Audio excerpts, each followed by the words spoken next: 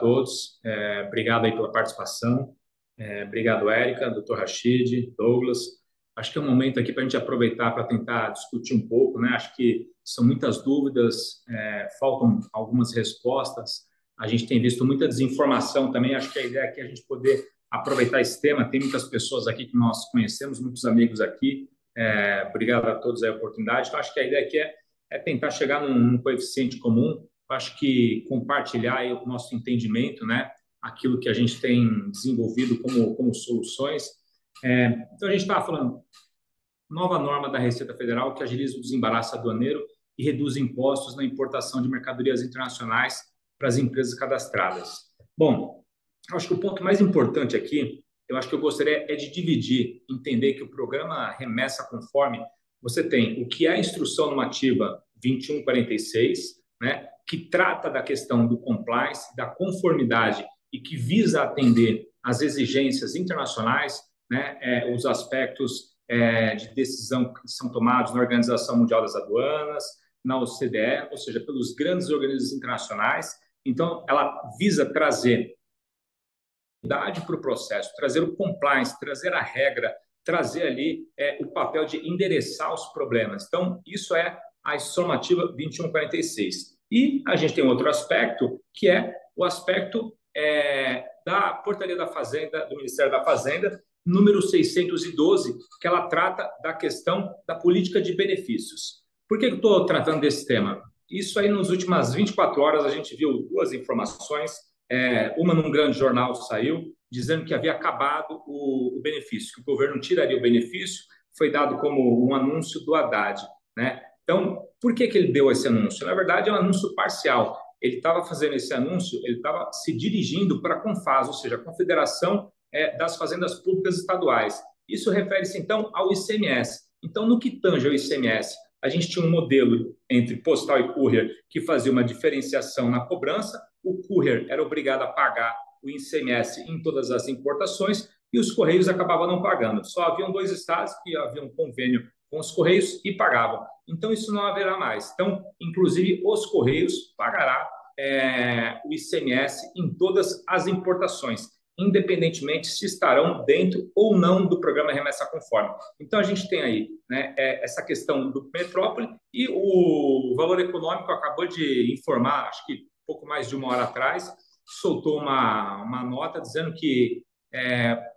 isso já parece confirmado pelo ministro Haddad, que a partir de final de setembro, começo de outubro, vai se testar uma alíquota entre 17% e 20%. Então, isso é uma demanda, vem atender uma demanda do varejo por um equilíbrio, né, querendo ali uma alíquota intermediária, valendo aí que a gente, na publicação da 2146, no dia 30 de junho, pegou basicamente todo mundo de surpresa quando trouxe isso não estava ali sendo tratado, não era uma coisa que era de conhecimento público. Então, o varejo nacional pediu uma tarifa para que trouxesse um pouco de equilíbrio e parece que eles chegaram aí no entendimento entre 17% e 20%. Se isso realmente vai ser aplicado, eu acho que aí a gente vai ter que esperar um pouco para descobrir isso, mas é importante a gente entender que as regras de compliance e conformidade que passaram a ser exigidas, essas regras não mudam. Essas regras, elas vão permanecer, elas vêm atender uma demanda, uma exigência internacional. Isso é um aspecto da Receita Federal, é uma atribuição da Receita Federal.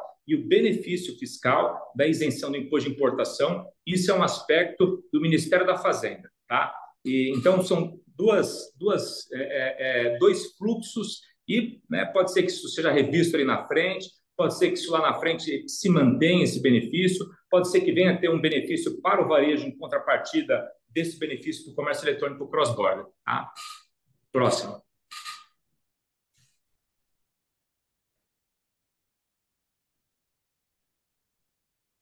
Próximo slide.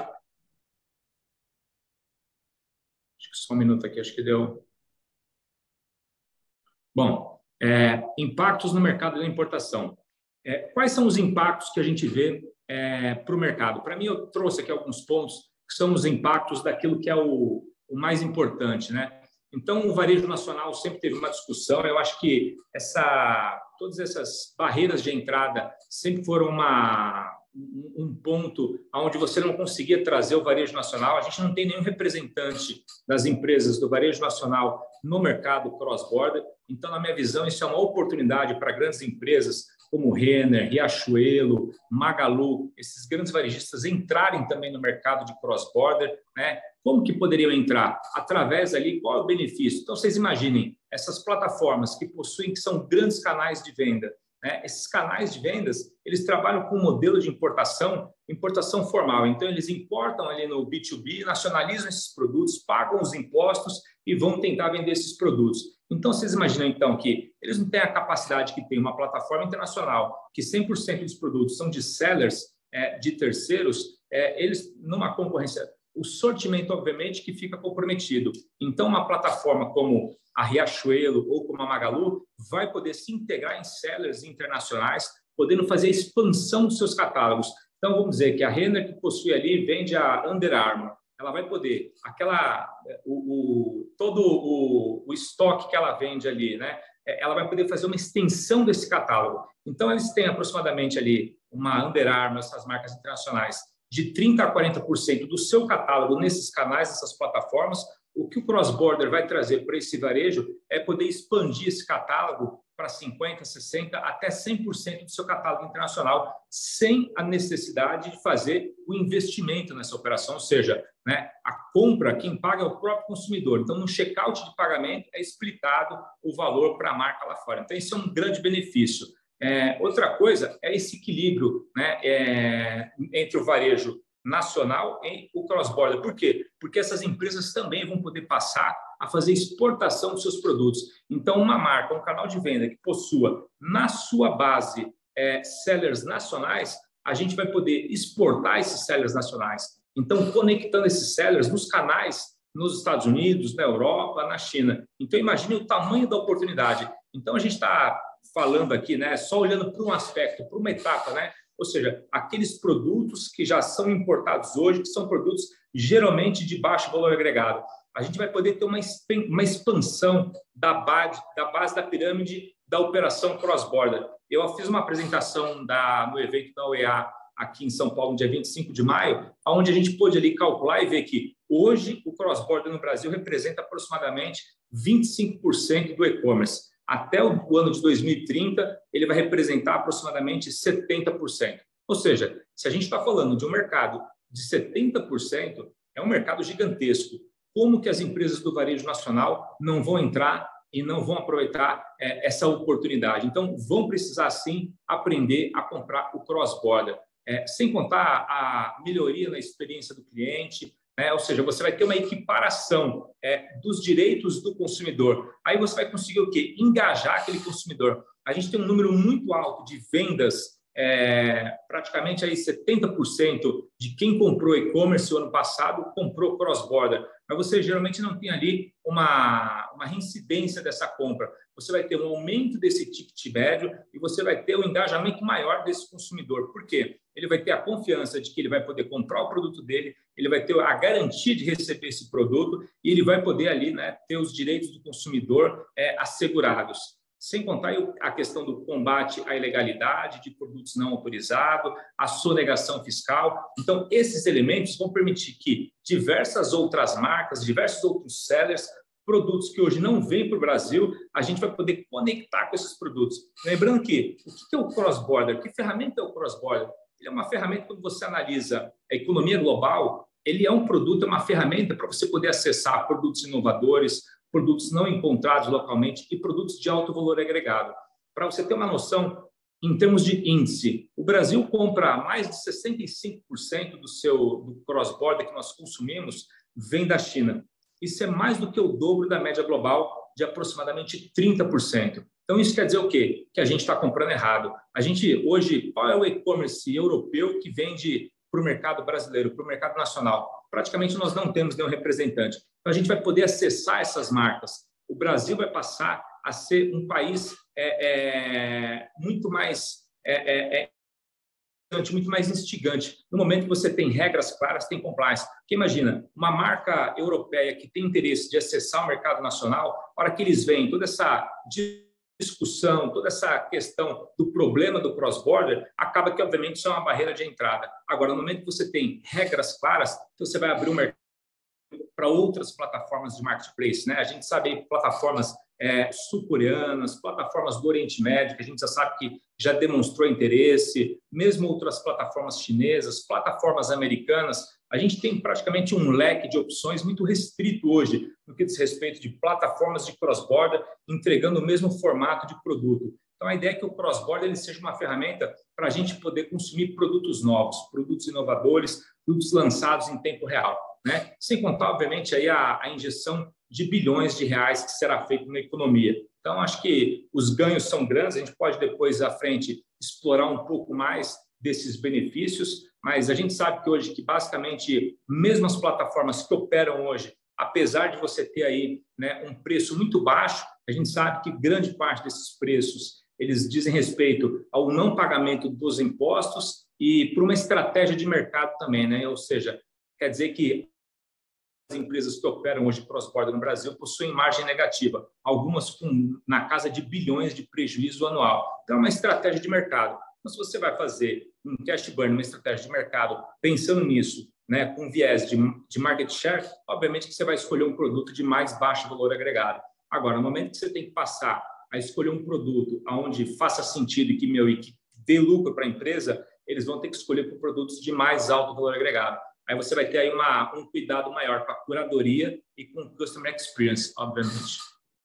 Identificando os mitos sobre o programa. Dr. Rachid, o senhor quer falar aqui agora um pouco? A gente inverteu um pouco aqui agora? Pode ser, Flávio. Olá, Fábio. Pode ser. Bom, inicialmente, boa tarde a todos, né? Muito obrigado aí pelo convite em participar desse webinar. Vocês estão vendo que é super interessante, né? Essa abordagem aí. Vamos lá. Bom, mais uma vez, muito obrigado. Agora sim, agora vocês provavelmente estão me vendo, né? Quando surgiu esse programa... Não, deixa eu só aqui, por favor, me desculpe aqui. Oi, claro.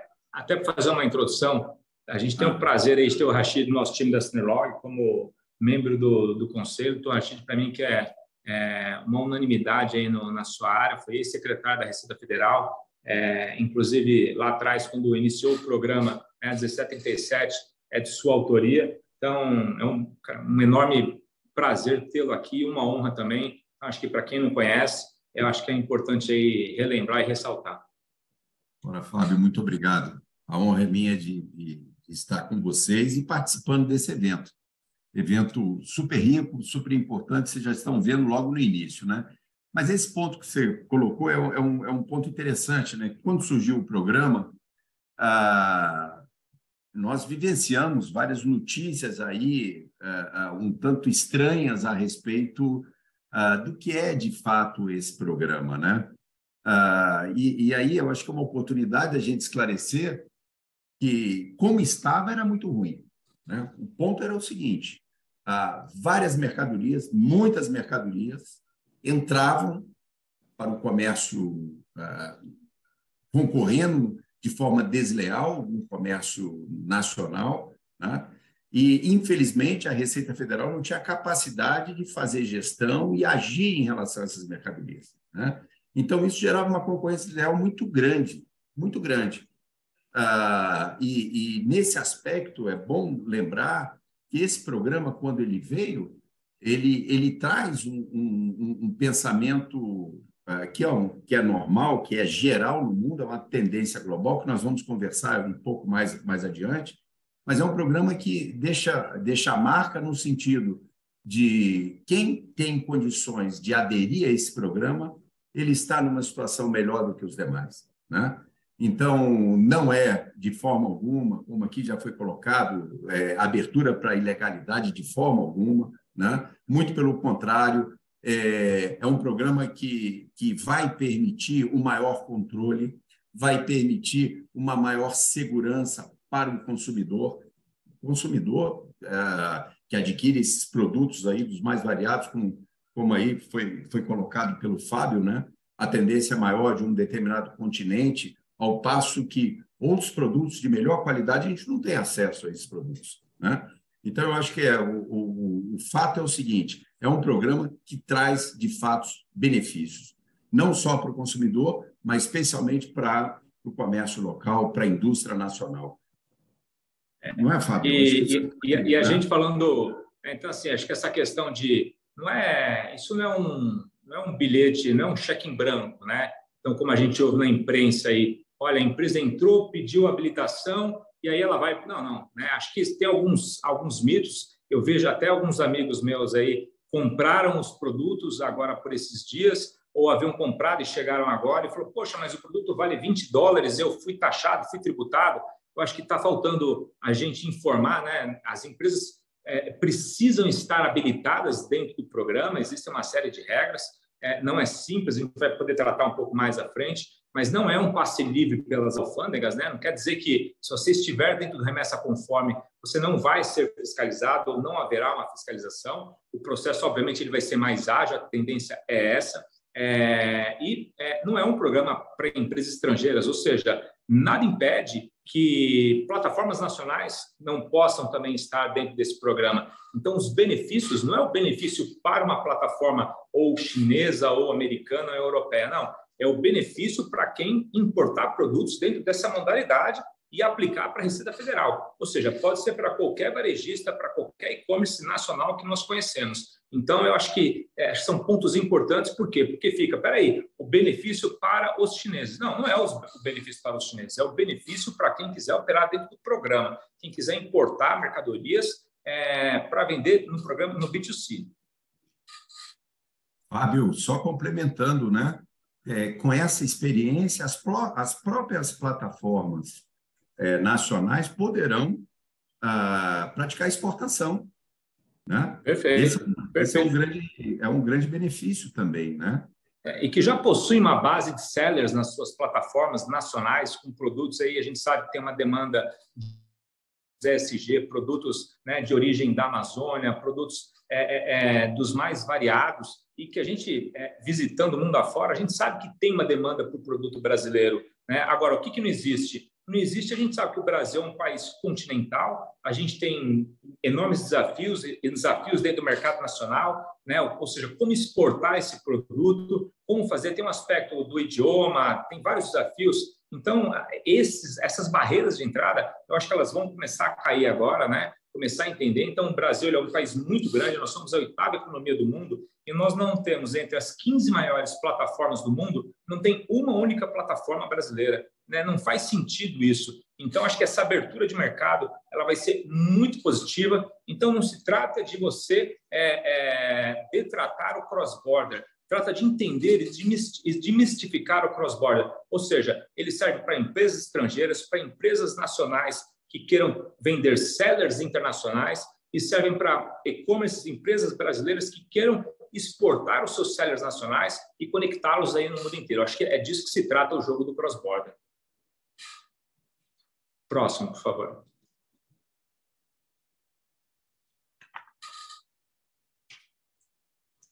Bom, aqui, doutor Rachid, acho que a gente podia dividir um pouco aqui. Então, quais os benefícios para quem se adequar? Eu acho que, até já antecipando algum elemento ali da frente dos próximos slides, né?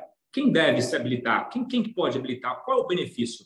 O grande ponto a gente existia, independente da empresa, se fosse uma empresa, uma Amazon ou uma Shein, ou qualquer empresa, a gente tinha 98% do processo de importação pelo modal Correios. O grande ponto é que, independente da empresa, o tratamento era o mesmo. O que esse programa vai fazer ele vai ter uma distinção de tratamento. Então, aquelas empresas que optarem pelo programa, então, quais os benefícios? Aquelas que quiserem se incluir dentro do programa e fazer esse processo de conformidade, essas empresas, então, vão ter aí um tratamento diferenciado. Então, você está falando da nacionalização antecipada das mercadorias, né? Porque o programa de remessa conforme, você tem que, até 48 horas antecipadas, enviar os dados para a Receita Federal. Então, você vai ter uma divisão do fluxo do envio da informação, do envio físico da encomenda, então, e com registro de DIR. E o que isso acaba gerando?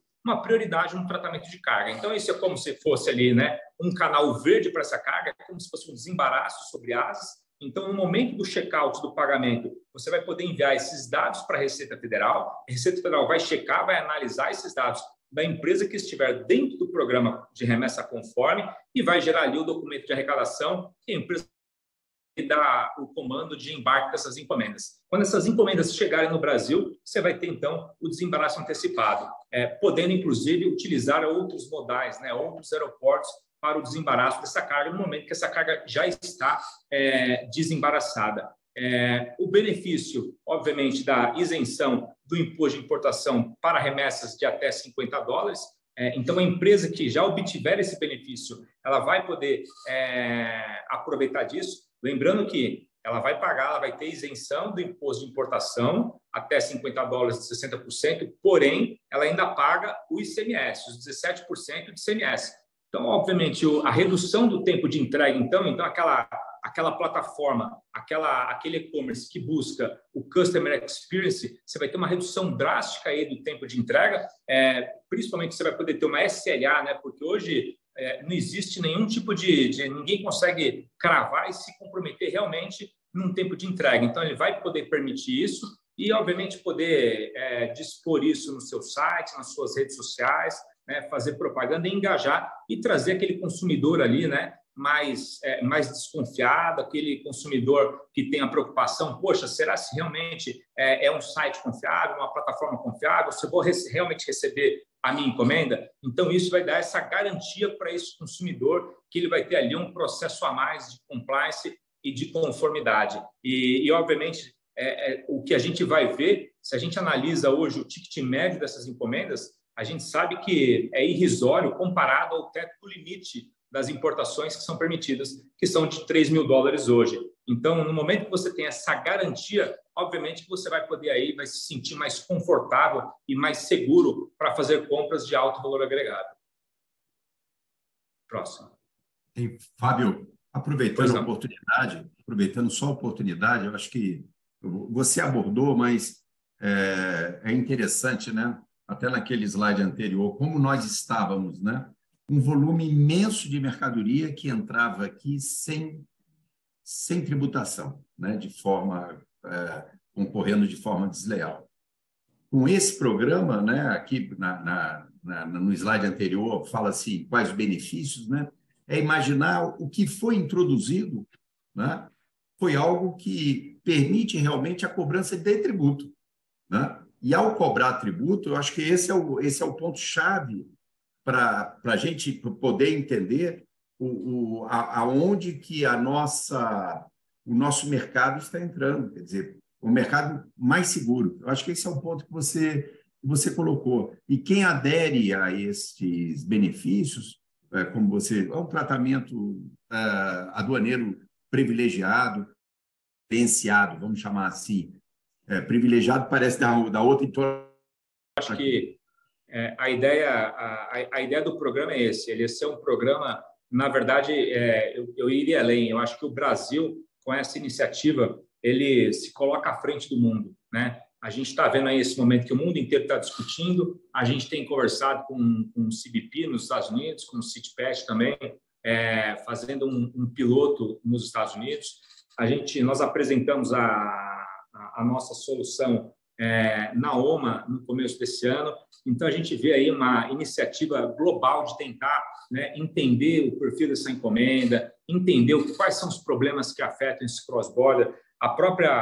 Tem amigos aqui, o pessoal dos Correios, eu acho que a UPU está na busca disso também. Então, eu acho que aqui não se trata de nós buscarmos culpados, tá? Aqui entender que existia um processo, o cross-border de 2020 em diante, ele explodiu o número de encomendas, isso não foi só no Brasil, no mundo. Então, existe um estudo do PayPal que diz que nos 3 meses iniciais ali da pandemia, em 2020, o mercado cresceu esperado para 10 anos, né?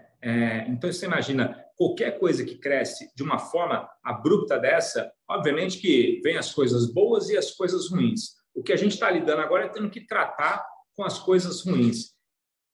E só para ter uma noção, no ano de 2020, o mercado global cresceu $1 trilhão, né, o e-commerce. Então, $1 trilhão é todo o volume de e-commerce dos Estados Unidos inteiro na data. Então, não é pouco crescimento. Então, a gente não trata aqui de dizer que o problema foi dos Correios, foi da Receita. Eu acho que a Receita Federal está se equiparando, está se preparando. O Correio também ele está fazendo a parte dele. Então, acho que aqui trata-se muito mais da comunidade como um todo, né? São muitos envolvidos na cadeia, né? A gente tem aí uma sequência de envolvidos, de atores, de stakeholders muito grande. Então, eu falo que isso é uma prova de bastão, né? Então, nesse processo de troca de bastão, você tem aí a empresa, o vendedor na origem, a empresa de first mile, a companhia aérea, o armazém, o distribuidor de last mile, né, a empresa courier ou a empresa postal. Então, é entender que é complexo. O Brasil está à frente de tentar achar um modelo que seja aí, equilibrado e que seja justo para todos. E eu acho que isso, se a gente souber ver, olhar isso, identificar isso, a gente vai ver, então, que é uma grande oportunidade que o Brasil vai ter daqui em diante. Por favor. Bom, quem o Remessa Conforme atende? Ou seja, isso é uma questão bastante importante, Toshide. Por quê? Na instrução normativa, ele diz empresa de comércio eletrônico. Mas a gente sabe hoje que o marketplace ou e-commerce, que a gente pode chamar, ele não possui ali capacidade e condições de enviar o dado diretamente para a Receita Federal. Então, o que a Receita Federal busca elencando a empresa de comércio eletrônico como a empresa que vai ali pedir e obter a habilitação de remessa conforme? A responsabilização. Então, ela criou ali uma espécie, até o termo que foi utilizado, uma espécie de guarda-chuva, né? Ou seja, os marketplaces, em algumas reuniões, peraí, quem que pede o pedido, quem faz o pedido de habilitação? Pode ser o seller internacional, pode ser o e-commerce. Então, o que a Receita quer? Ela quer concentrar nesse momento nas empresas de e-commerce. Então, a ideia é que a empresa de comércio eletrônico, marketplace ou e-commerce, ela faça o pedido de habilitação para a Receita. Bom, mas quem vai transmitir esse dado? Você tem dois atores aí, dois intervenientes no processo. Ou pode ser a empresa postal, né? Ou seja, os Correios, ou uma empresa courier. Então, vai ter que ter um contrato entre a empresa courier ou o Correio, junto com essa plataforma que busca o processo de habilitação. Vai ter que atender ali todos os requisitos que a gente vai tratar um pouco à frente aí, né, das exigências de compliance, e no momento que essa empresa possuir esses requisitos, ela entra com um pedido de habilitação para a Receita Federal, que vai analisar esse processo. Então, quem pode fazer o pedido de habilitação para a Receita Federal são as empresas de comércio eletrônico. Próximo. Bom, aqui a gente vai falar dos desafios da adequação remessa conforme. Então, a gente está dizendo aí mais de 40 requisitos a serem cumpridos, né? Então, dos mais variados, né? Desde peso da encomenda, o frete, vários dados que vão passar a ser exigidos, que já existiam ali, já eram previstos, né, na 1737, mas isso não era checado, na verdade, não existia uma gestão de risco disso. Então, você não fazia ali uma concatenação entre o NCM da encomenda ou o número de quantidade de peças, né, de volume, junto com o valor disso. Então, isso vai passar a ser agora exigido, né? Lembrando que a Receita Federal não tinha nenhum banco de dados, ela vai começar agora a ter um processamento através do banco de dados, então ela vai começar ali a enriquecer dados, então é importante entender isso, né? Então, são 40 que são exigidos e vai ter de ser feito um compromisso da plataforma em atender esses requisitos, né? Ela não vai poder se eximir, por exemplo, de uma informação prestada, né? Que, olha, foi o seller ou foi o operador. Ela vai ter que se responsabilizar por aquela informação prestada transmitida à Receita Federal. Então, o que a gente está dizendo é o quê? É o plano de conformidade. O plano de conformidade é o quê? É o plano, a forma como a qual a empresa vai garantir para a Receita Federal o atendimento a esses requisitos.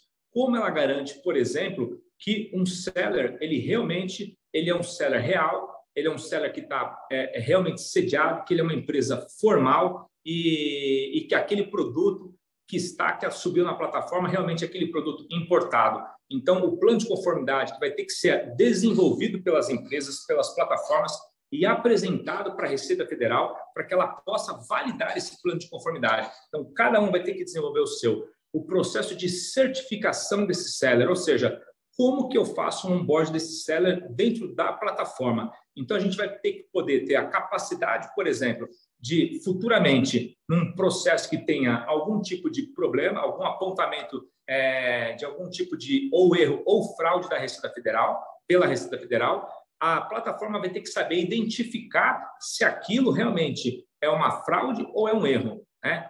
E se foi uma fraude ou erro, ela não cabe à Receita Federal, ela não é um agente simplesmente passivo, né? Ou seja, a plataforma vai ter que identificar e apontar para a Receita Federal onde foi que ocorreu o erro, em que etapa do processo e provar que o processo ele foi ou burlado ou realmente um erro, mas que a plataforma abriu, ela fez todos os esforços para que aquilo acontecesse, não acontecesse e que, independentemente disso, o fato ocorreu e ela conseguiu identificar. Então, isso é muito importante, né? A identificação e o plano de conformidade. E, obviamente, que eu não sei se é de conhecimento da maioria, mas teve aí um acréscimo, na verdade, né? Uma atualização na portaria da COANA número 130, que é a portaria ali operacional. Há 2 dias atrás, se não me engano, foi quarta-feira, né? Foi terça-feira, né, Rachid? E a portaria ela traz ali alguns documentos que, após a aprovação, o aceite, a homologação do remessa conforme da plataforma, ela vai ter que assinar alguns documentos se responsabilizando. Então, sabe que isso não existe, né? Então, ocorre um erro, você dá o perdimento da encomenda, tem opção ali, não paga, dá o abandono da encomenda. No remessa conforme, isso não vai ser permitido. A plataforma, então, vai ter que se responsabilizar e assinar documentos se responsabilizando por isso. Então, ela não vai poder alegar desconhecimento ou vai poder alegar que a responsabilidade não é dela. Próximo. Pilares para adequação e compliance. Acho que agora é Douglas, né, Douglas? Exato. Boa tarde a todos. Aí, uma honra estar dividindo esse evento com o Fábio e com o Dr. Rachid e poder participar aí da construção desse momento tão importante para um setor que vai ser praticamente o futuro aí do comércio, principalmente aqui no Brasil, né? Expansão global. Falar um pouco aqui o Dr. Rachid vai falar bastante sobre compliance, mas pegando o gancho que o Fábio colocou aí agora, quais são alguns pilares, né? Então, para que as empresas possam aderir, né? Para poder cumprir a questão do programa. Então, vou falar um pouco de tecnologia, né? Hoje eu sou responsável por tecnologia dentro da Cinerlog e a gente está olhando, né? Todos esses atores da cadeia aí para conseguir ajudar todo mundo e construir uma solução bacana, né? Então, qual que é o primeiro pilar que é importante para a gente estar olhando aqui? A questão da transmissão dos dados, né? Então, foi falado anteriormente da questão de que agora a gente precisa enviar até com 48 horas de antecedência, né? Então, o desafio da transmissão e o pilar, efetivamente, de uma boa transmissão, da geração da DIR, da questão de você conseguir se comunicar de uma maneira muito clara com a Receita Federal, de você poder fazer uma qualificação dos dados. Então, isso vai ser um dos pilares muito importantes, a transmissão. Quem não conseguir transmitir, não consegue fazer adequação no programa, né? O segundo ponto reflete a questão do produto, né? Então, estamos falando aí de uma mudança, né, do ponto de vista da Receita Federal, de conseguir olhar para o volume de fiscalização que ela tem para fazer usando a tecnologia. Então, o canal verde, como é que a gente embasa o canal verde, né? Por uma matriz de análise de risco. Então, se eu estou transmitindo dado para a Receita Federal, ela está processando ela e está tendo uma análise de risco ali baseada em quê? Na classificação do produto. Então, se hoje o teu produto ele não está classificado corretamente, a gente sabe que grande parte, ou a maioria dos produtos hoje vem completamente com uma classificação não coerente, né? E vai precisar efetivamente fazer esse trabalho. né? Então, um dos pilares é você conseguir ter um produto que você vai transmitir corretamente classificado. Por quê?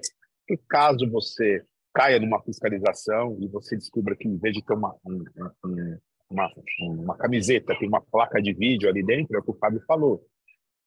Vai ter que se responsabilizar por aquilo, por aquele seller, né? Por todo esse processo que hoje não é correto. Então, a Receita vai olhar o NCM, né? A classificação ali. Então, um dos pilares é você ter uma tecnologia que efetivamente consiga identificar produtos, classificar o NCM correto e fazer todo o processo que precisa ser feito.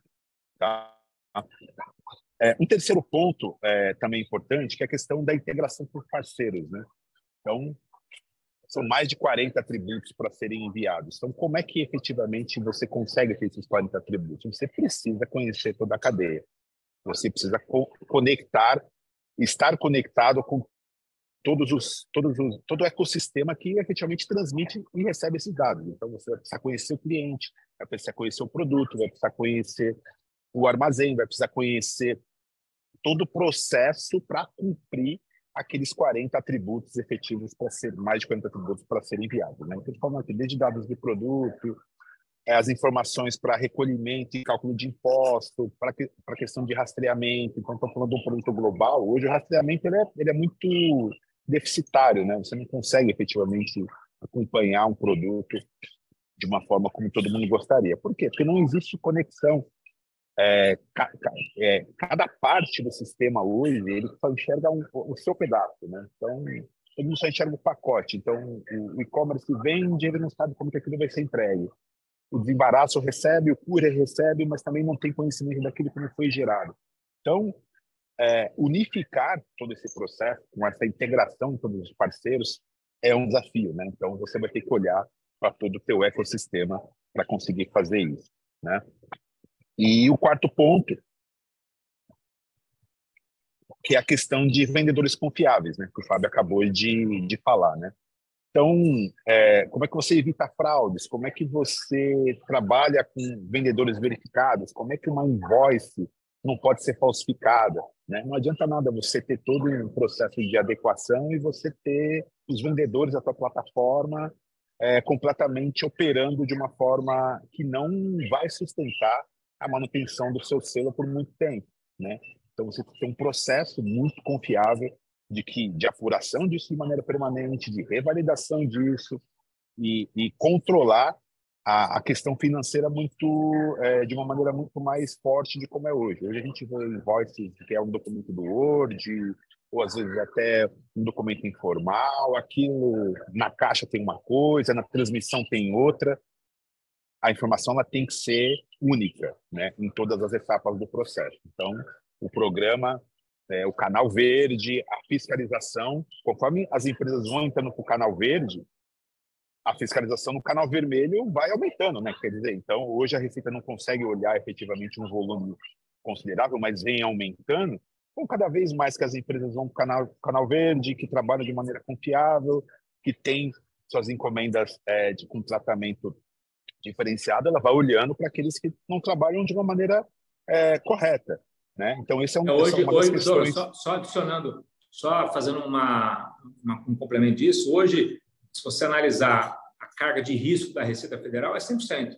Né? Então, a minha fala ali, não importa o processo que você tenha de controle, de compliance, não importa. A Receita Federal hoje, o range dela ali é 100% da base, é risco. Então, conforme você vai tendo uma adesão, né, das empresas ao remessa conforme, a Receita Federal vai conseguir focar naquilo que realmente naquela carga de risco. Então, você imagina que a gente vai passar agora a ter, né, passar uma risca aí para poder começar empresas do lado, todos nós estamos do mesmo lado hoje, do lado de cá, então vai começar a ter uma migração para o conformidade, né, para o remessa conforme, e essas empresas que forem ficar nesse modelo aqui, elas vão ser cada vez mais terem processo de fiscalização, processo, né, ou seja, vai ficar difícil para quem não tiver conformidade daqui a algum tempo. Não é um processo que vai acontecer da noite para o dia, não é um processo rápido, mas eu imagino que esse processo, em um ano, a gente vai ter aí uma mudança drástica no modelo de como a gente faz as nossas importações e como a Receita Federal trata essas encomendas. Perfeito. E para fechar, dizer realmente que esses pilares, eles se conectam, né? Eles estão todos ligados. Então, para que o programa, para que você tenha efetivamente um bom proveito e consiga ter os benefícios que foram falados, você precisa olhar para o seu pilar de tecnologia e ter esses pontos muito bem endereçados, né? E a questão do compliance, obviamente, é uma questão central e muito preocupante aí para quem vai fazer o processo de adoção, tá? Acho que é isso. Me permite um complemento, Douglas, né? É interessante, né, que você abordou a questão da tecnologia, que é o ponto-chave, né? As administrações tributárias e aduaneiras do mundo utilizam a tecnologia hoje, cada vez mais, a dependência, né? Agora, não basta só se adequar e certificar, tem que manter essa adequação por todo o tempo, né? Que é bom lembrar, né, Fábio, que a certificação ela será revista a cada 3 anos, né? A cada 3 anos. Só que, ao longo do percurso, se houver, você já tinha comentado, se houver qualquer intercorrência, qualquer problema, cabe à empresa comunicar a Receita, tá? E caso a Receita detecta, primeiro é sinal que a empresa está frágil, né? Não passou no firewall da empresa, né? Teve uma falha ali. Exatamente, por isso que é relevante ter uma tecnologia girando de forma perfeita, atenta aos acontecimentos, né? É isso. Monitoramento permanente, né? Isso é importante. Permanente, exatamente, Douglas. Como o Fábio colocou, né? A adesão ao programa vai abrir possibilidades de você trazer produtos de maior valor agregado, né? Então, você vai focar na questão do customer experience, né? Então, é uma questão de confiança no mercado. Então, a gente vai precisar criar a confiança no mercado brasileiro de que você pode comprar um item de $2.000 e receber na sua casa por empresas que efetivamente têm o selo, né? Então, acho que vai abrir uma série de oportunidades. A tecnologia e a confiança é mútua, né? A confiança ela é cruzada, Exato. né? É o comprador que vai poder comprar, que vai ali ter a confiança, a credibilidade de comprar produtos de mais alto valor agregado, e os sellers internacionais também que ofertam seus produtos para o Brasil vão ter também a confiança de saber que vão vender um produto para o Brasil de alto valor agregado e não vão ter o risco dessa carga apreendida, dessa carga desviada, dessa carga, né? Acho que essa é a importância, que é para todo mundo, é um jogo de ganha-ganha. E só um último ponto, a gente está falando aqui de integração com parceiros, é importante que esses pilares sejam checados antes para a carga nem chegar no Brasil, né?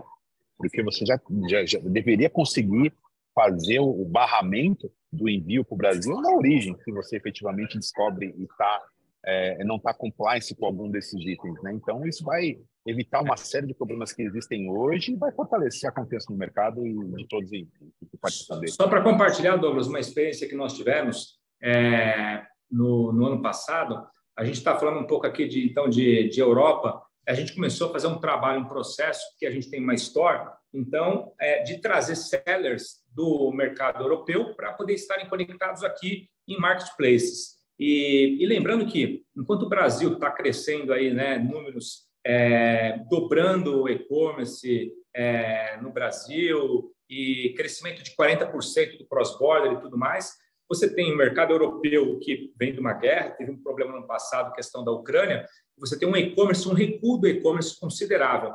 Então, marcas que antes nem ali levavam em consideração ou tinham o Brasil como das suas possibilidades, passam, então, a enxergar no Brasil uma oportunidade de crescimento. Então, a gente tem visto um número grande de outras marcas, de sellers e de e-commerce querendo vir para o Brasil. E aí a gente foi fazer uma marca de roupas, a gente fazendo o trabalho no processo de onboarding e a gente estava tendo problemas ali com a tecnologia e não entendia o porquê.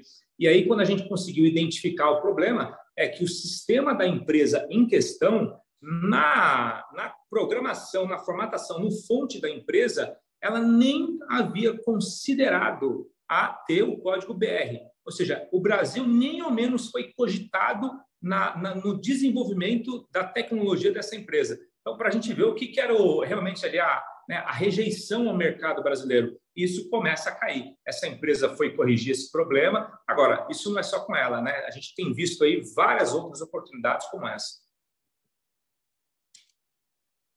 Perfeito.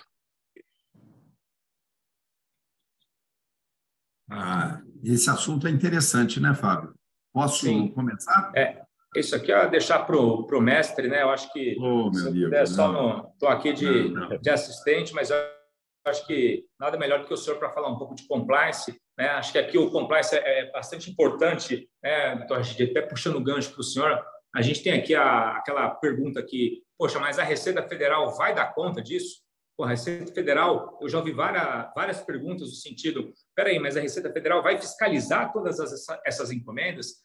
Tem sistema? O que a Receita Federal fez? O que muda? Então, acho que é importante, né, de ouvir de quem já esteve do lado de lá do balcão e qual é essa percepção, né, e o que, de fato, a gente deve esperar da Receita Federal no que diz respeito ao controle desse compliance, desse programa e as iniciativas que vão vir pela frente. Esse é um assunto super interessante. Eu vou falar um pouco do que é uma realidade no Brasil e no mundo, esse tema. Vou falar um pouco a história um pouco lá fora e trazer aqui para a nossa realidade, né, para o programa. Antes de mais nada, é bom, né? O que é compliance? O que é conformidade, né?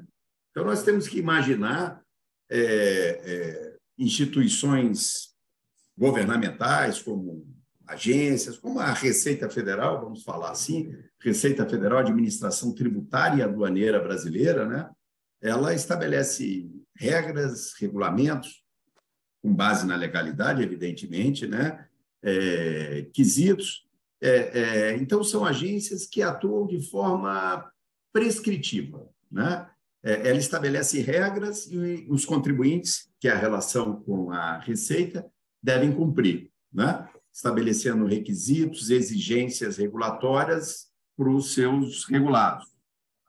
A conformidade se dará justamente quando houver esse atendimento desses requisitos, dessas regras. E, da mesma forma, a gente entende o não atendimento a essas especificações de requisitos exigidos, pretendidos pelas agências, no caso, pela Receita Federal, né? São requisitos previamente estabelecidos, configura o que usualmente a gente chama de não conformidade. Então, o que acontece? Vou falar pela Organização Mundial das Aduanas, né? A OMA muito preocupada em relação a isso, de longa data, né, Fábio? De longa data. Afinal de contas, temos que ter a realidade de no controle de comércio exterior, não se pode, por exemplo, colocar o exército de mãos dadas na fronteira, que não vai coibir o contrabando, por exemplo. Você tem que ter inteligência, você tem que ter instrumentos, mecanismos para identificar irregularidades, né? E aí, os avanços que tem tido no mundo, né, a Organização Mundial das Aduanas, uma orientação muito clara para as aduanas de todo mundo, né, através de um framework chamado Voluntary Compliance, né, oferecendo para os contribuintes, né, um programa dos operadores, um programa que ele busca a administração aduaneira para se adequar, né? Onde foi lançado, por exemplo, o AEO, né? Aqui no Brasil foi denominado OEA, o Operador Econômico Autorizado, é um grande programa de conformidade, né? Que as grandes empresas buscam a Receita, apresentam o seu plano, a Receita examina seu plano, né? E uma vez uma empresa denominada OEA ou aprovada nesse plano de operadores econômicos autorizados, ele tem um tratamento da sua carga diferenciado, né? Eu acho que é interessante porque esse é o caminho que a Receita, no caso do OEA, adotou desde 2014, é uma experiência que já vinha já há alguns anos, mas implementada em 2014, 2015, ela foi bastante expandida. Eu acho que esse é o caminho que nós estamos adotando, um caminho sem volta, né? Nós estamos falando de comércio exterior, mas podemos aí, em 30 segundos, falar também nos tributos internos, né? A Receita também está trabalhando em programa de conformidade para grandes empresas, o programa Confia, né? Onde, da mesma forma, é apresentado o perfil da empresa e a Receita, numa relação mais próxima entre fisco e contribuinte, esse contribuinte tem até mais segurança em abrir as informações, e a Receita poderá, de forma mais ágil, mais rápida, orientar esse contribuinte. É um outro caminho que nós estamos trilhando. Aponto, Fábio, só um pequeno comentário. Um projeto de lei que está em discussão no Senado prevê, inclusive, a possibilidade da Receita Federal, estabelecendo dentro desse programa, essa empresa, dentro do programa, uma vez detectada irregularidades, ao invés de apresentar um auto de infração, a Receita chama a empresa, compreende? Chama a empresa, apresenta as irregularidades, a empresa tem a possibilidade de analisar se aceita ou não, para só depois, caso ela não pague os tributos, ela seja autuada. Então, é uma aproximação muito importante, muito interessante. E a ONMA vem adotando essa estrutura para gerenciar a própria conformidade, né, no contexto aduaneiro, e ela busca justamente integrar, principalmente, né, elementos de risco aduaneiro, de conformidade. Então, quando nós falamos de compliance, nós falamos de gestão de risco também, né? Foi o comentário que você fez há pouco, né? Todas as mercadorias não tem como fazer gestão de risco, né? Não tem como. Se eu não tenho informação, eu não consigo fazer gestão de risco, né? Então, hoje há metodologias formais para gerenciamento de riscos que foram estabelecidas e, com base no que nós temos agora, já se tornaram padrões internacionais. Aqui no Brasil, nós falamos do OEA. Um exemplo claro, vocês aí, muitos aí que já viajaram para o exterior, quando chegam na aduana brasileira, é feito gerenciamento de risco. E ali você já se compromete, olha, eu tenho bens a declarar ou não tenho nada a declarar? Tá? Ali já há um compromisso tácito ao você escolher. E a Receita, com gerenciamento de risco, com reconhecimento facial, consegue identificar quem está cumprindo esse compromisso, né? Então, não é tão aleatório assim, né? Quando eu chego ali com quem tiver a intenção de chegar com alguma coisa na bagagem e falar, opa, vou passar aqui, não tem ninguém, acho que estão tomando um café, eu achar que pelo fato de não ter ninguém ali, não quer dizer que eu não estou não está sendo aplicado gestão em risco em cima de mim, correto? Exatamente. Ou seja, saí com uma mala e voltei com duas é gestão de risco.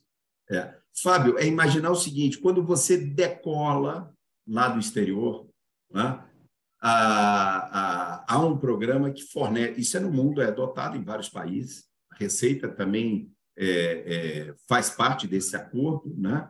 As informações são transmitidas para a administração aduaneira, né? Uma parte vai, inclusive, para a imigração, para a polícia, né? Então, é transmitida. E nesse percurso desse voo internacional, 9 horas dos Estados Unidos, 6 horas da Europa, seja lá qual for, é o tempo que a Receita faz o gerenciamento de risco, né?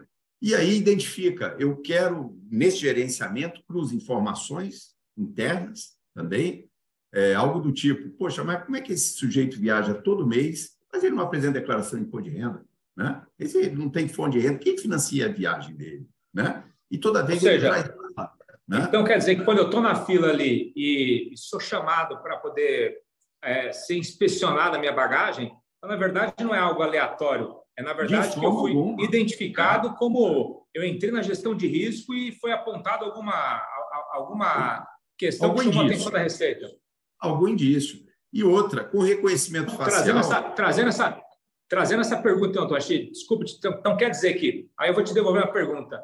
Essa história, né? A gente desenvolvendo esse raciocínio, para te perguntar, então quer dizer que a Receita Federal está preparada para fazer a gestão de riscos do cross-border? Sem dúvida, sem dúvida. E a tendência é cada vez mais se aperfeiçoar, porque isso não é um negócio estanque, eu estou preparado. Não. Com base até no programa, eu vou falar um pouco mais sobre isso, Fábio, se me permitir, com base nos dados, até o Douglas comentou, classificação de mercadoria, esses dados estão enriquecendo o banco de dados da Receita. Esses dados vão se transformar em informação. E com informação, né, ao longo do tempo, eu consigo fazer identificação de quem está conforme ou não com a norma, entendeu? Né? No primeiro momento, você fala, opa, o primeiro voo que chegou aqui no Brasil, o grau de gestão de risco é o mesmo do que nós temos agora? Não. Hoje nós temos mais. Eu lhe garanto que no próximo ano, mais teremos ainda, porque nós teremos dados e vamos refinar cada vez mais a questão do risco, a questão de identificar efetivamente o viajante, o contribuinte, o operador faltoso. Né? Nesse exemplo que você comentou, da passagem ali na aduana, né? Não é por acaso, e essa questão, né? Não precisa parar todo voo. Eu posso ficar esperando quando o cidadão entra naquele corredor para se aproximar da aduana, eu já consigo identificar, esse é o cidadão que precisa ser vistoriado. Né? Então, eu posso sair de lá, ô cidadão, por favor, se dirija à bancada.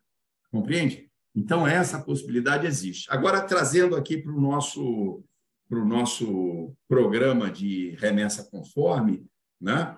Você já havia comentado lá atrás de um termo de compromisso, né? que a portaria 130, uma parte dela foi republicada, né? uma republicação parcial, para justamente inserir esse termo de compromisso. É aquela história, após ser certificado, eu sou empresa, eu me dirijo à Receita e pleiteio ser certificado ao programa de conformidade ou de remessa conforme. Quando eu chegar lá, eu tenho que assinar um compromisso, que eu me comprometo, eu, empresa, de pautar minhas relações no princípio de cooperação, de confiança, transparência. Né? Eu vou desenvolver política de incremento de segurança na minha cadeia logística, né? Isso vai ser validado, aprimoramento da gestão. Eu vou comunicar a Receita, como você já colocou também, eventuais incidentes que possam, por exemplo, afetar ou colocar em risco a segurança dessa cadeia logística. Né?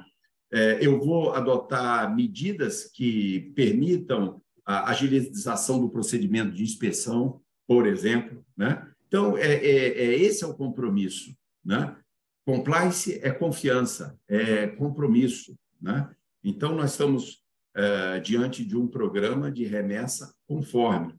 Quem estiver apto a aderir e permanecer no programa, não basta só aderir, mas permanecer no programa, há todo esse diferencial em relação aos demais. Eu acho que esse é um ponto super importante que é uma realidade. Só devolvendo a palavra, Fábio. Conformidade, compliance, é uma realidade, é uma tendência global, é um caminho sem volta. Então, Chid, obrigado. Eu acho que isso é importante para a gente poder passar a visão, né, de quem conhece a estrutura, a máquina, porque eu acho que a gente, aqui o ponto a gente não pode achar que a Receita Federal não vai ter a capacidade de fiscalizar, achar que qualquer informação prestada vai ser aceita e não vai ser fiscalizada ou não vai ser revalidada pela Receita Federal. Eu acho que isso é algo bastante importante, ter essa visão. Não dá para a gente, né, tomar decisões nas nossas empresas pensando, né, contando com isso. Eu acho que é um risco muito grande. E aí eu vou entrar aqui, então, para a última parte, né? Acho que depois tem as perguntas. Então, falar um pouco da Synerlog, de como nós desenvolvemos ferramentas, na verdade, para poder atender. Então, acho que aqui é importante dizer que a gente está num momento de mudança, né? Um momento de inflexão de mercado. A gente está indo para um cross-border 1.0 para o 2.0, e o grande ponto não tem aqui nenhuma bala de prata ou não existe uma verdade suprema, uma verdade absoluta. O que existe as empresas vão ter que, cada uma delas, né, a sua ferramenta, a sua forma de controle, a sua forma de garantia. Eu vou falar um pouco aqui das nossas formas, de como que nós desenvolvemos isso. Então, é importante salientar que a Synerlog, além dela ser, a gente vai falar, uma operação courier, nós também somos uma empresa de comércio eletrônico, porque nós também temos aí, a gente, né, identifiquei nesse período, né, nesses 10 anos, 12 anos já de atividade, que você existe, não adiantava eu chegar lá na Magalu e dizer, Magalu, o dia que você for vender um seller internacional, me chama que eu coleto e entrego para você aqui. Não, eu precisaria dizer para ela, olha, qual o produto, qual a empresa que vai fazer o first mile, quem é o operador internacional, esse produto, quais são as regras, o que pode, o que é exigido, como que eu faço a curadoria disso. Então, a gente precisou, né, trabalhar uma ferramenta que pudesse ser plug and play e que pudesse ser turnkey, ou seja, eu trazer para uma plataforma nacional a operação praticamente já desde o seller, toda a parte logística. Então, nesse formato, a Synerlog entra como se fosse um seller internacional dentro dessa plataforma, né, trazendo ali os produtos que ela vai definir, vai decidir. Então, nós somos também empresa de comércio eletrônico, por isso que nós fizemos o protocolo, fomos a primeira empresa, uma das primeiras, creio eu, a fazer o pedido de habilitação. Então, por quê? Porque nós somos empresa courier habilitada no aeroporto de Brasília e somos também empresa de comércio eletrônico. Uma coisa que eu quero trazer esse mercado é muito grande, Dr. Rachid e todos aqui. Tem um mercado para todos. Então, devo ter aqui amigos de outras empresas courier. Acho que o mercado ele vai ter que se unir nesse momento. Então, eu posso, como empresa courier habilitada no aeroporto de Brasília, eu vou poder usar a estrutura de uma empresa courier aqui em São Paulo. Uma empresa courier de São Paulo vai poder usar a nossa infraestrutura em Brasília. Eu acho que o grande ponto do Remessa Conforme, a gente tem que entender que ele é um programa amplo, ele é um programa que atende, ele visa atender. Lembrando que nós trabalhamos aqui, algumas empresas aqui conosco, no desenho do fluxo junto com a Receita Federal.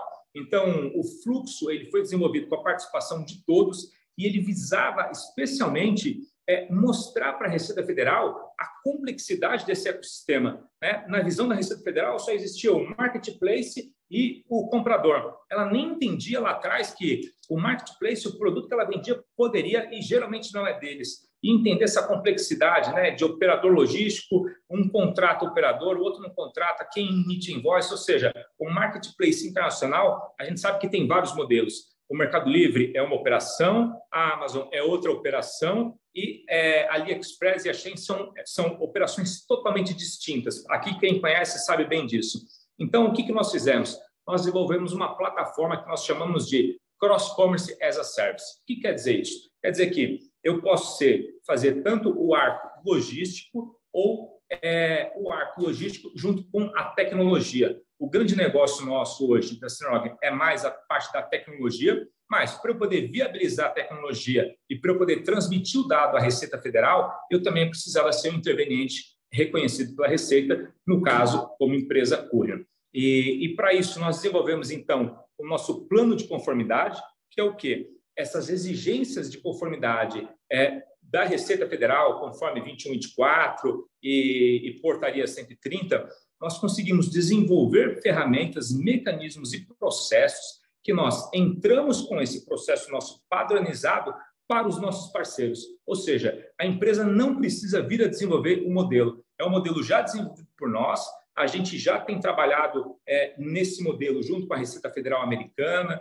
junto com a OMA, validando, ou seja, a gente está olhando para o framework do cross-border da OMA, atendendo todos aqueles requisitos. Então, o nosso range ele tem uma base muito mais ampla, até mesmo do que a própria Receita Federal do Brasil ela exige hoje. Então, a gente entra com esse plano de conformidade.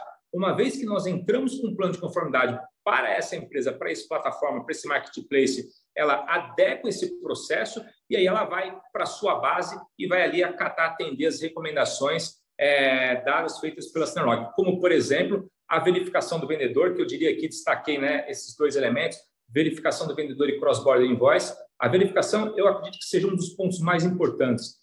Nós desenvolvemos junto com a SGS, que é uma multinacional suíça, um processo de verificação do vendedor, onde a gente consegue garantir realmente se aquele seller, aquele vendedor é uma empresa real, se ela está realmente naquele endereço, se ela realmente está registrada na Câmara de Comércio. Tem uma série de elementos que são verificados pela SGS, que ela é líder global nisso, são uma empresa com mais de 100 mil funcionários. Esse processo, na verificação disso, é gerado um ID. Com esse ID, é possível depois, então, identificar em qualquer tipo de eventualidade que haja numa importação, você consegue identificar numa importação, num leque de milhares de encomendas e dezenas ou centenas de sellers, você consegue identificar exatamente o seller onde você teve aquele problema. Ou seja, aquele apontamento que precisa ser feito para a Receita Federal, se foi um erro ou se foi uma fraude, você consegue identificar e selecionar aquele seller e conseguir fazer ali um tratamento ou mesmo vir a coibir, bloquear esse seller na sua base. Obviamente que isso visa aí a não responsabilização da plataforma no momento que você consegue identificá-lo. Por quê? Você vai ter seus controles. Você não consegue impedir que o problema aconteça, que a fraude exista ou o erro, mas você consegue e você precisa identificar quando ele ocorrer. E após esse momento, então, de geração da verificação desse vendedor, ou seja, onde ele já está qualificado, o que eu tenho? A gente desenvolveu a Cross-Border Invoice. Então, é um modelo de nota fiscal eletrônica, é uma invoice validada, ela tem força de documento oficial. Então, eu posso, no momento da transação, então, imagina que um seller, então, para ele precisa cadastrar na nossa base, atender todos os requerimentos de acordo com a 21.24.46 e, baseado nesses requerimentos, então, a gente faz a validação e integra esse seller na base, através do Marketplace. Então, no momento que um consumidor faz uma compra dentro dessa plataforma, nesse momento do checkout, do purchase, é gerado a invoice eletrônica baseada nesse processo de verificação. E todos os dados que são necessários para transmitir para a Receita Federal, eles são unificados dentro dessa invoice e é transmitida, então, a invoice eletrônica. Ela é encriptografada, o que a incorruptibilidade dela. Ou seja, no momento da venda, a plataforma emite essa invoice, pode ser para Banco Central, vai emitir para o consumidor, inclusive ela vai ser disponibilizada para o embarcador lá na origem, para o transportador. E aí ele vai imprimir aquela invoice que também vem no QR Code, na etiqueta que a gente vai ter ali separada, com o logo do Remessa Conforme e da plataforma. Isso garante, exime a plataforma amanhã de ser responsabilizada pelo processo que venha a vir aí algum tipo de erro ou fraude. Então, esse processo é bastante importante. Então, vale lembrar que esse procedimento é um procedimento que foi desenvolvido por nós. As empresas vão ter que buscar, então, as formas e as maneiras e as ferramentas de como atender a legislação. Nós buscamos as nossas e a ideia nossa, então, sendo Cross-Commerce as a Service, ou seja, como ferramenta SaaS, é poder disponibilizar via APIs essa ferramenta. Inclusive para o próprio Correios aqui, que a gente já apresentou essa ferramenta para os Correios também, para estar disponibilizado para eles, para ser acessível para eles, para que eles possam fomentar isso para os clientes deles, para uma empresa courier, ou seja, qualquer um vai poder se utilizar dessas ferramentas. Bom, em linha são nossas iniciativas. A gente demos entrada no processo na terça-feira da semana passada e, obviamente, que agora a gente vai esperar a validação disso. A nossa expectativa aqui está bastante grande de poder ter esse processo de habilitação para os próximos dias aí, ou semanas, assim espero. E agora a gente está consciente de que a gente atende ali a todos os requisitos que são exigidos por lei. E, bom, para encerrar aqui, eu vou passar agora para a Érica algumas perguntas aí, eu acho que abrir para vocês aí, Érica, passar para você a palavra agora. Oi, Fábio, obrigada. A gente recebeu algumas perguntas aqui no chat que eu queria dividir com vocês. E só lembrando que quem ficar aqui até o final do webinar vai receber esse material aqui, esse book de adequação ao programa de remessa conforme, com tudo que a gente falou aqui, com todos os detalhamentos, tá? Então, vou te trazer algumas das perguntas por ordem aqui de chegada. A Carolina perguntou como as empresas de comércio eletrônico sabem que estão enviando as informações corretas e necessárias ao participar do programa Remessa Conforme.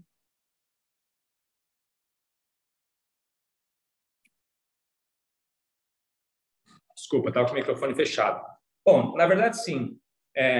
A gente tem que ter em mente ali a cartilha da Instrução Normativa 2146, né? Então, eu acho que ela vai ter que desenvolver o plano de conformidade dela. O plano de conformidade dela, na verdade, é o que vai acabar atendendo, respondendo isso. Então, no nosso caso, a gente entra com um processo que é um guia de adequação para o cliente, onde a gente vai exatamente olhar todas as exigências e identificar na plataforma o que ela atende, o que ela não atende. E aí a gente vai conseguir, então, desenvolver de que forma a gente vai poder, né, desenvolver esse elemento. Então, como desde a identificação no site, dos impostos devidos, ou forma de você ter ali a classificação do NCM, ou seja, o plano de conformidade de cada empresa é o que vai responder essas questões. Perfeito, Fábio. O Sacone respondeu: olá, pessoal, existe um tempo definido para a habilitação de uma empresa ao remessa conforme? Olha, não existe aí, doutor Rachid, o senhor que me corrija se for preciso. Tempo definido não existe, né? Eu acabei de falar, nós demos a entrada do nosso pedido e a gente ainda não tem uma resposta. Então, acho que a Receita Federal ela não quis se comprometer com isso. Agora, o ponto é, no momento que você fazer o pedido, no momento que você protocolar, você já vai ser preciso estar em conformidade, né? Você não vai protocolar e esperar a resposta do que você deve fazer ou de que você deve alterar. Então, quanto mais tempo você levar para iniciar o processo de adequação, mais tempo você vai ter o processo para poder ser validado. Então, a ideia nossa é exatamente essa, é ajudar isso nesse processo, ou seja, entrar com as nossas ferramentas que possa aí dar as condições o quanto antes dessas empresas poderem se habilitar. Agora, o tempo de resposta, né, de avaliação da Receita Federal, isso é uma incógnita. Até porque eu imagino que não devam ter muitos times dentro da Receita Federal que vão estar aptos a poder analisar esse processo. Então, se a gente imaginar que devam ter 10 times na Receita Federal, isso significa dizer que a 11ª empresa que fizer o pedido, ela vai ter que cair numa fila aí, esperar o processo, algum processo ser concluído. Então, ou seja, o quanto antes as empresas entrarem, melhor. Fábio, é justamente isso. Existe uma capacidade de resposta de qualquer órgão público e a Receita não é diferente. E esses pedidos são analisados pela Coordenação Geral de Administração Aduaneira. Ela vai examinar, vai examinar se essa empresa tem ou não capacidade de adesão. Então, um plano de conformidade apresentando de forma com preenchimento mais sustentável, né, é muito mais fácil o exame e seu deferimento. Tanto é que há uma previsão que há a possibilidade da própria Receita solicitar às empresas complemento de informação, né?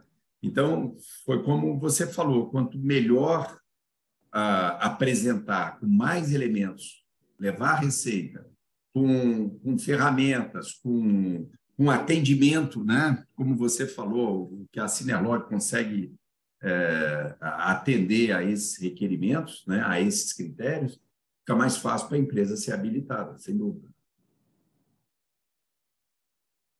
Concordo. Muito bom. Tem uma pergunta aqui do Jim Park. A logística reversa é uma grande dor de cabeça para os operadores de cross-border e e-commerce no país. A remessa conforme oferece algum tipo de benefício a isso? Referente a isso? Olha, esse realmente é um problema bastante cavernoso no Brasil, né? Eu acho que isso está sendo tratado em paralelo, acho que está se concluindo o desenho do fluxo da reexportação. Eu não lembro se isso já foi concluído ou não, mas a ideia é que o remessa conforme, sim, ele contemple também, né, a logística reversa, a reexportação. Não sei se o senhor tem algum outro detalhe, Rachid, mas sim, não. A ideia é que ele contemple também. Não tenho não, Fábio. Eu também não tenho segurança se já foi ou não concluído. E o ponto é o seguinte, quando há um programa de conformidade, eu havia comentado, OEA, o Confia e esse remessa conforme, né? É o estabelecimento de uma relação de mão dupla, né? Eu do lado de cá vejo o problema, eu levo para a Receita e buscamos soluções, né? Eu acho que esse é o caminho. Então, respondendo, eu ratifico o que você falou, a remessa conforme pode vir a a trazer benefício para esta modalidade aí que é real, né? A devolução da mercadoria, a reexportação. É que isso também é uma grande barreira de entrada, né? Então, uma marca quer vir para o Brasil, ou mesmo varejo nacional, eu sei que isso é uma questão que causa bastante preocupação para todos. Exato, eu ia complementar exatamente esse ponto, né? Porque a gente está falando aqui de produtos de maior valor agregado e a gente não vai poder ficar restringindo categorias, por exemplo, que hoje tem um grande percentual de troca no mercado doméstico, por exemplo, moda. Moda, a gente sabe que hoje tem um grande percentual de troca, né? E as empresas estrangeiras muitas vezes subsidiam isso, né? Fazem cash burn desse processo e isso tem um teto, né? Então, obviamente, vai se abrir agora um 2.0, como o Fábio falou, mas vai trazer outras questões a serem tratadas para de melhoria de processo contínua. Tem que facilitar, né? A Receita vai ter que facilitar o processo. Exato. A gente vai descobrir problemas e necessidades que antes não existiam porque o mercado era muito obscuro, né? Então, agora, com tudo claro, vai ficar mais fácil de atacar pontos específicos, né? No caso aí, muita gente confunde, né? É o mercado doméstico com o Código de Defesa do Consumidor e uma importação, né? Pelo processo de cross-border. Então, eu acho que vai ter que olhar essa questão mesmo. Érica, mais perguntas? Tem mais algumas perguntas, sim, Fábio. O Jeff mandou uma dúvida. Os Correios podem me habilitar? Se eu assinar com os Correios, estou no programa Remessa Conforme? O Correio pode habilitar, né? Como eu falei, são a empresa postal e a empresa courier que podem fazer ali a transmissão desses dados para as empresas, valendo lembrar que o Correio ele está pronto, ele pode transmitir o dado, mas que dado é esse? Que dado você vai transmitir? Então, a empresa, a plataforma, o e-commerce, ele vai ter que entender que ele vai ter que ter o plano de conformidade, ele vai ter que apresentar para a Receita Federal todas aquelas exigências, aqueles apontamentos que foram ali, objeto da 2146. Então, o Correio pode, só que esse dado que ele vai transmitir o dado do cliente, mas que dado é esse? Ou seja, aí a gente volta para todos os pontos que a gente discutiu aqui, a certificação do vendedor, que como eu classifiquei, a responsabilização, o Correio vai transmitir, mas a responsabilização ela vai ser da plataforma, ou seja, a plataforma vai ter o compromisso ali da empresa que ela vai ter que assinar, a responsabilização, o termo de compromisso junto à Receita Federal, não vai ser a responsabilização do Correio, porque hoje fica uma grande pressão, vamos dizer assim, em cima do Correio, como se fosse a culpa dos Correios. E o ponto o Correio é uma empresa de logística, ele vai transmitir o dado. Como interveniente, ele pode transmitir o dado. Agora, a responsabilização por esse dado transmitido vai ser da plataforma, do marketplace. A gente poderia até pouco tempo atrás dizer, poxa, isso era a responsabilização do Correio, o Correio não era o Correio que transmitiu, o Correio que não me informou. Então, agora acho que está claro, está na regra, está na 2146, está na portaria, o Correio pode transmitir o dado da plataforma, de responsabilidade da plataforma. Tá ótimo, Fábio. Tem uma outra pergunta aqui do Jim Park. Ele diz o seguinte: algum benefício por trás do programa Remessa Conforme para pedidos acima de $50? E por que a Receita estabeleceu o limite como $50? $50 é o motivo do qual é os $50. Isso aí remonta lá à década de 80, existe uma lei ordinária, até o motivo de qual existe hoje a portaria do Ministério da Fazenda 612, que ela visa tentar corrigir isso. Então, você tinha uma lei ordinária que ela dizia que você poderia ter um benefício, nem tinha na década de 80 e-commerce, então, que ela dava ali um benefício de $100, e ela não restringia, ela só dizia que deveria ser destinatário pessoa física, e depois veio uma portaria do Ministério da Fazenda, onde ela dizia ali que deveria ser $50, então a lei ordinária dizia até o limite de $100 e destinatário pessoa física. E veio a portaria do Ministério, do ministro, e disse $50 e deve ser destinatário pessoa física. Então, esse problema remonta esse período, esse limite de $50 aí é determinado, então, de determinação cabe ao ministro da Fazenda, então ele poderia dar até o teto de $100 o benefício, e então esse é o ponto da isenção.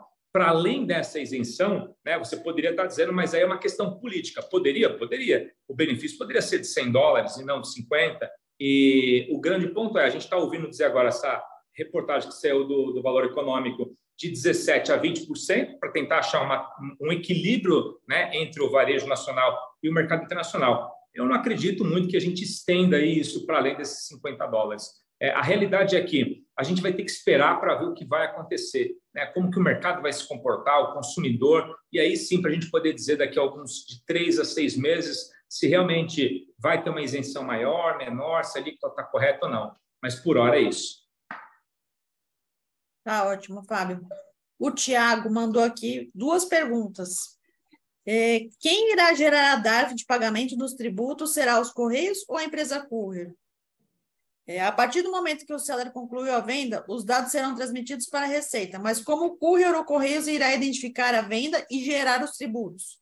Quem vai transmitir os dados é o seller, mas como que o Courier vai ter acesso a essa informação? Isso é uma. E depois, os produtos acima de $50 terão uma tributação pesada de 60% mais 17%. Esses não serão mais competitivos do que os produtos de varejistas nacionais. Vocês acreditam que a demanda por esses produtos cairão? São várias perguntas, né? Me ajuda aí, Douglas e Rachid. Eu vou responder aqui as que eu... Vou falar de uma forma diferente. Hoje, você tem os impostos na importação são 17% de ICMS e 60% de importação. Para quem aderir ao programa de remessa conforme, vai ter o benefício de zerar o imposto de importação para produtos de até $50. Estão respondendo 17% para todos os valores e 60% de imposto de importação acima de $50. Ou seja, a isenção só está na faixa de até $50 e para o imposto de importação. Em termos das informações, a operação vai ter que ter um contrato, então, com a empresa Courier e a plataforma, que vai requerer aí o programa de remessa conforme. Ela vai ter uma integração e ela vai transmitir o dado para essa empresa Courier. E a empresa Courier, no momento ali que fizer essa venda na sua plataforma, ela vai ter que dar o comando para transmitir esses dados para a Receita Federal, gerando a DIR, né? E ficando responsável, obviamente, por gerar o documento de arrecadação. Qual outra aí, Douglas? Eu não sei qual outra que ficou aí, se eu respondi. Acho que deve ter faltado alguma coisa aí. Fábio, desculpa, pode falar. Pode falar, Érica, porque eu não copiei aqui exatamente. O Fábio respondeu uma parte dela, mas como era 3 perguntas em um, eu já não lembro. Ele tinha perguntado quem que vai gerar a DARF de pagamentos, se é o Correio ou se é a empresa Courier. E se no momento que o seller conclui a venda, os dados são transmitidos para a Receita, e como que faz para identificar esses dados? Os dados são transmitidos para o Courier. Exato. No momento que o comprador faz a compra no marketplace, no e-commerce, esse pedido é captado, ele é processado, né? Aí a nossa tecnologia faz todo o trabalho que tem para fazer, ou quem for habilitar tem que fazer isso, e fazer a transmissão do dado já tratado, né? Para que o Courier receba essa informação e faça o processamento do pagamento dos impostos, e faça todo o processo que tem que ser feito lá.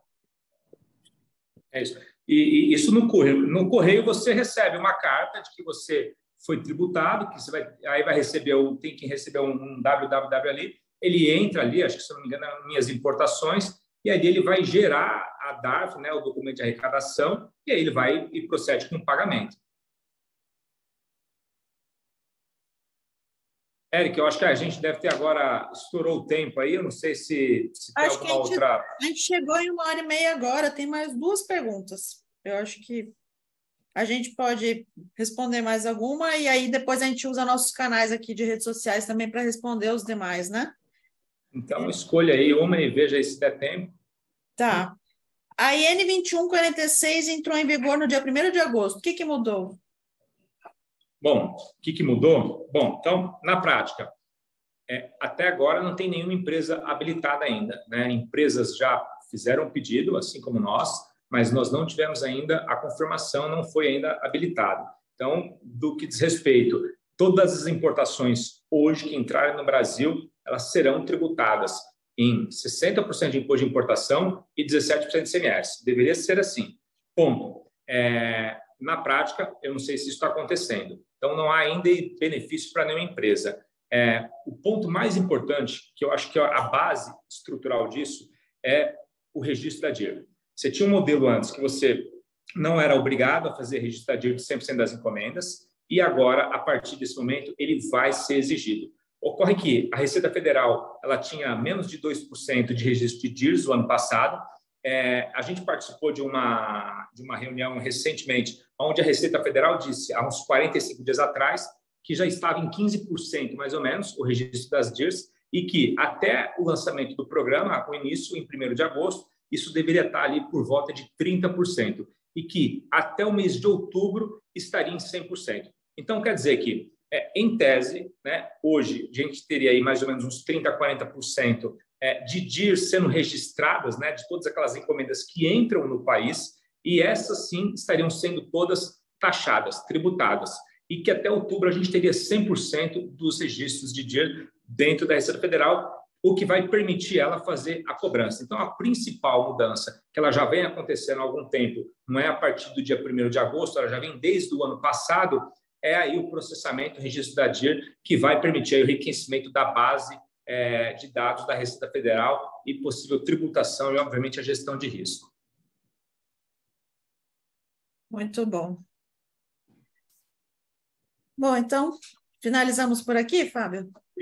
Acho que vamos encerrar, acho que estouramos o horário aqui, eu acho que passamos aí, agradeço a todos, 1h30, senão daqui a pouco aqui vão falar, poxa, que coisa chata, né? Acho que deixamos para uma próxima aí, espero que quando nós tivermos aí o nosso pedido de habilitação aceito, a gente poder entrar em mais detalhes de como que seria o nosso plano de conformidade, né, que ferramentas que a gente usa, poder abordar outros elementos e, né, vamos aguardar essa validação final, esse posicionamento da Receita Federal e a gente poder aí compartilhar e dividir, né, esse conhecimento aí com todos aqui. Ótimo. Eu queria agradecer muito a sua apresentação, a apresentação do Dr. Rachid, do Douglas, colocar a gente à disposição aqui. Quem quiser fazer outras perguntas, pedir outras coisas para a gente, pode usar nossos canais em redes sociais ou o nosso formulário de contato no site. Nós vamos enviar agora o material para quem ficou aqui até o final, né? O e-book com mais informações. E obrigada por todo mundo que ficou aqui esse tempo todo conosco e participou essa 1h30 com a gente. Obrigado a todos, uma boa tarde. Espero que não fomos muito prolixos aqui. A ideia é dividir um pouco do nosso conhecimento. Obrigado, Dr. Rachid, pela participação e pela honra de tê-lo aqui. Obrigado, Douglas. Curte o final de semana no Rio de Janeiro, eu trabalho amanhã. E obrigado, Érica, e tenha um bom final de semana. Obrigada a todos também. Obrigado, Fábio, obrigado pelas perguntas. Foram perguntas interessantes também que a plateia... Com certeza. Muito obrigado. Muito obrigado bom. por quem participou aqui. Muito obrigada, gente. Até a próxima.